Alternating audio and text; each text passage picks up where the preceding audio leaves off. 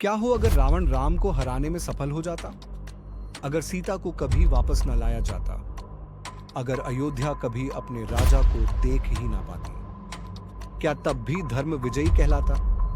चलिए आज कल्पना की एक ऐसी दुनिया में चलते हैं जहां रावण जीतता है और इतिहास कुछ और ही बन जाता है। हम सब रामायण की उस महाकाव्य लड़ाई को जानते हैं जहां रावण सीता का हरण कर अपने अहंकार के शिखर पर बैठा था और भगवान राम एक साधारण वनवासी बनकर भी पूरे विश्वास और धैर्य के साथ धर्म के लिए लड़े, लंका पर चढ़ाई की और इतिहास की धारा बदल दी। लेकिन जरा सोचिए, अगर कोई तीर चूक जाता, अगर विभीषण की बात राम तक न पहुंची होती, या यदि हनुमान संजीवनी बूटी समय पर न ला पाते, क्या रावण की विजय संभव नहीं थी?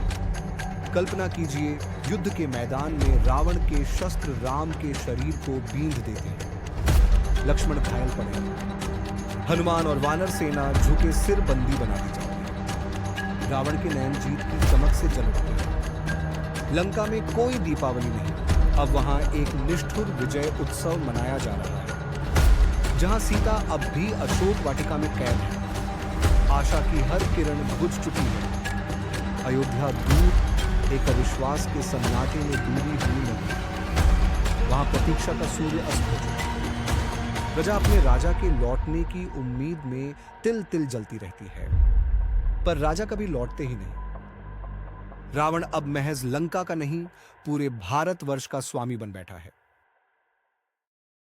उसका शासन अब केवल डर और शक्ति पर आधारित है। कुंभकर्ण की मृत्यु ने उसे क्रूरता के और नजदीक पहुंचा दिया है। एक एक राज्य पर हमला संतुलन की युगों पुरानी डोर को तोड़ देता है। अब धर्म का अर्थ बदल गया है। अहंकार, शक्ति और भय यही नए शास्त्र बन गए हैं। भक्ति और प्रेम की परंपराएं शुष्क हो चुकी हैं। तपस्वियों के आश्रम जलाकर राख किए जाते हैं। अवतारों का चक्र टूट चुका है।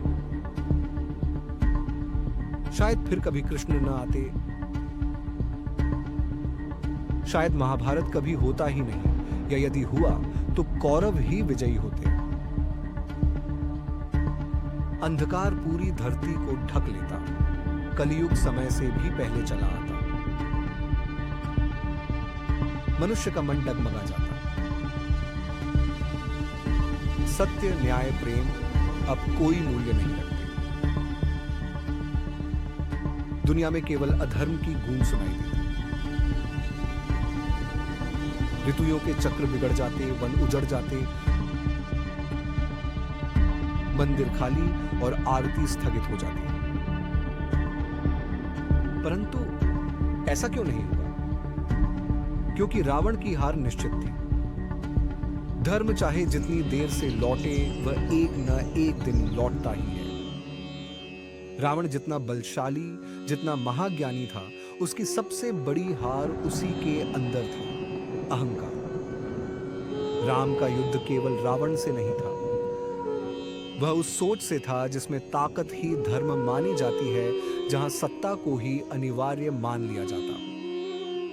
यही कारण है कि आज हजारों वर्षों बाद भी हम रावण की नहीं, राम की पूजा करते हैं। हमने सत्य, मर्यादा और आत्मनियंत्रण को शक्ति और बाहुबल के ऊपर रखा। सच्चा विजेता वही है जो अपने भीतर के रावण को हरा सके। अगर आपको यह कल्पना रोमांचक लगी हो तो इस वीडियो को लाइक करें, शेयर करें और सब्सक्राइब करना न भूलें। सनातन टेल्स में हर हफ्ते जुड़िए, एक नई कल्पना, नई दृष्टि और सनातन के नए रहस्यों के साथ। आपका क्या मानना है? क्या होता अगर रावण जीतता? कमेंट में जरूर बताएं।